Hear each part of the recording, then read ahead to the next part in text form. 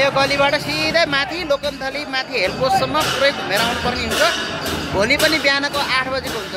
आज हेर्न नभ्याउनेहरूले चाहिँ भोलि आएर हेर्दा हुन्छ है गाइस। ल सबैले नबिर्सिकन जाने, नयाँ वर्षको सबैलाई पनि शुभकामना पनि छ। साथै मेरो युट्युब च्यानल पनि सब्सक्राइब गरिदिनु होला।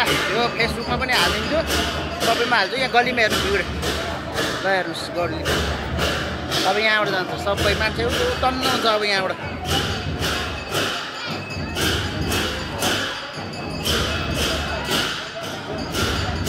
यहाँबाट बाटो मोबाइल हुन्छ। म फेरि कन्टिन्यू भिडियोहरू पछि बनाउँछु ल।